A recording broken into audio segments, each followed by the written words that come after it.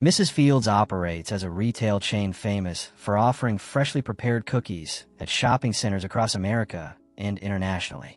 Honestly, these cookies are exceptional, and that opinion appears widely shared. If you've never tried one, I'd suggest finding a Mrs. Fields location and experiencing it yourself. Unfortunately, that's becoming increasingly challenging. Despite widespread acclaim, Mrs. Fields has experienced continuous contraction for many years. Based on my research, the company reached its peak in 1993 with 780 outlets. Over the following 30 years, the majority have gradually closed, leaving approximately 250 operational today. I understand that it appears concerning. The actual situation, I believe, is significantly worse than these numbers suggest. Compared to 3 decades ago, far more locations now operate as compact kiosks or share space with TCBY, a frozen yogurt brand whose full name is the country's best yogurt. Just to clarify, that's their official title, not my personal assessment.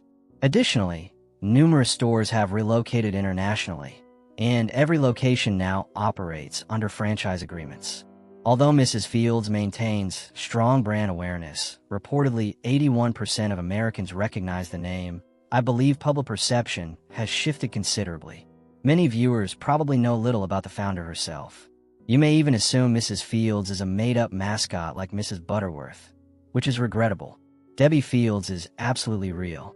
She launched the enterprise and built it into a nationwide phenomenon. During the 1980s, she became practically an emblem of female entrepreneurship and was arguably more connected to cookies than any other individual worldwide. In this video, I'll explore the story of the entrepreneur behind this renowned brand while examining the primary causes of its downturn. The cookie legacy. Before Debbi Fields, Ruth Wakefield held the title of most cookie-associated woman. Interestingly, there's something about that surname. She's widely recognized for creating the chocolate chip cookie. As manager of the Toll House and Restaurant, she invented chocolate chip cookies by incorporating chopped segments of a Nestle chocolate bar into her dough. Nestle purchased permission to feature the recipe on their packaging, which enabled countless individuals to prepare chocolate chip cookies at home and potentially discover their love for baking. Debbi Fields was among those people. At age 13 in 1970, she followed that recipe to create chocolate chip cookies and developed considerable skill. Throughout subsequent years, she adjusted the recipe until she perfected her own version. It became extremely popular among her friends and relatives. At 18, she encountered Randy Fields, an economist 10 years her senior with an established career. They married within 12 months. She found herself surrounded by individuals who were considerably older and more accomplished. As a young woman without higher education, she felt uncertain about her place, overshadowed by her husband's success and searching for her own purpose. She recalls one specific moment as pivotal when she said, "orientated," and was embarrassingly corrected to "oriented." Following that incident, she committed to transforming her baking enthusiasm into a profession. Despite objections from virtually everyone in her circle, the couple obtained a $50,000 loan and launched her inaugural cookie shop in Palo Alto, California on August 18, 1977. Interestingly, this occurred just months following chocolate chip cookie creator Ruth Wakefield's death. Quick favor, if you found this video interesting, subscribing helps us cover more rise and fall stories like this. Kindly do please. Excessive expansion. Beginning my analysis, the initial cause of Mrs. Fields' troubles was expanding at an unsustainable rate.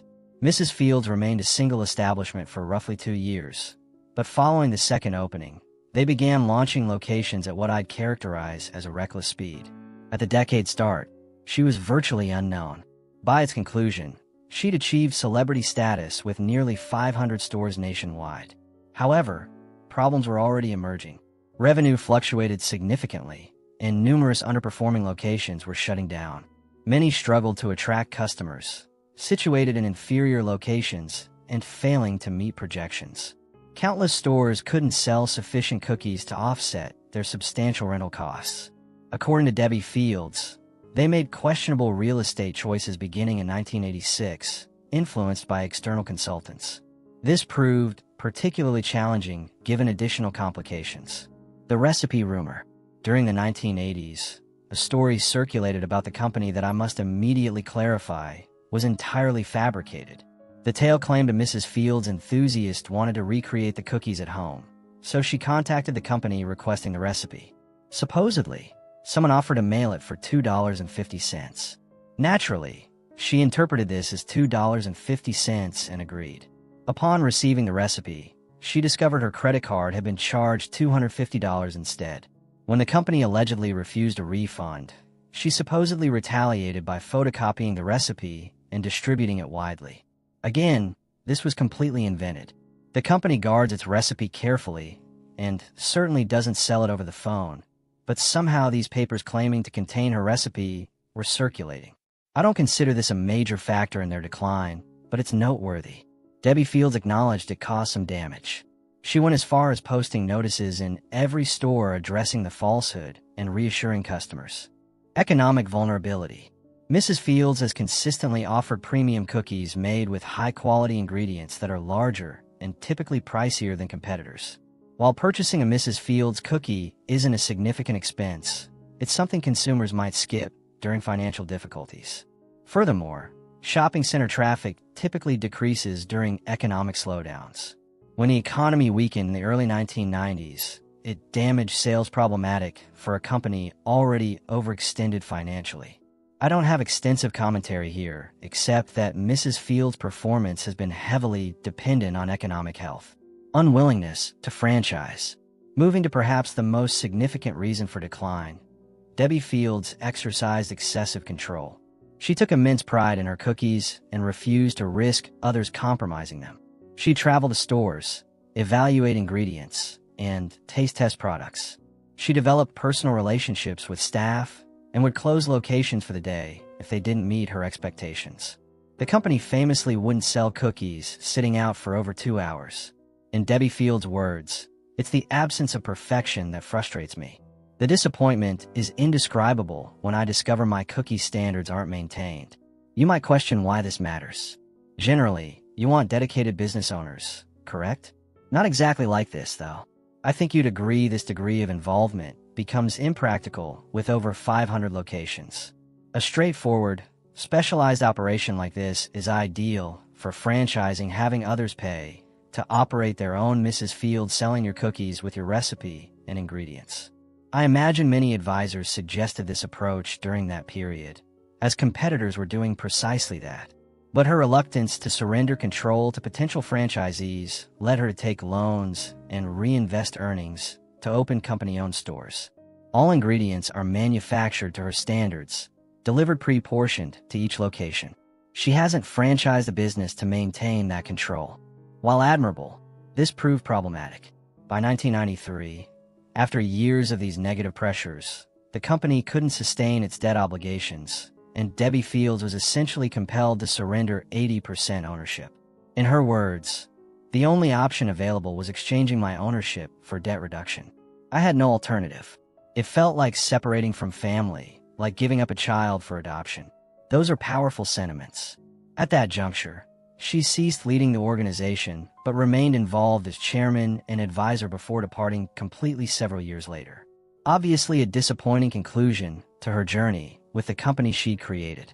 Had she been more open to relinquishing control during growth, they likely wouldn't have faced such debt problems, and she probably wouldn't have been pushed out. Increased competition. After her exit, challenges persisted for Mrs. Fields. I attribute this mainly to the final two factors. First, competition. Regarding mall food options, today's choices far exceed those of previous decades. Throughout the 1980s, the primary rival was probably the Great American Cookie Company. Its founder, Michael Cole, even acknowledged that their success partly resulted from aggressive expansion to compete with Mrs. Fields.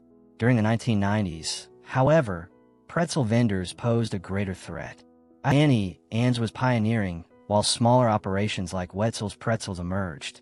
Mrs. Fields' strategy was attempting to preserve market position by purchasing these competing mall-based snack brands.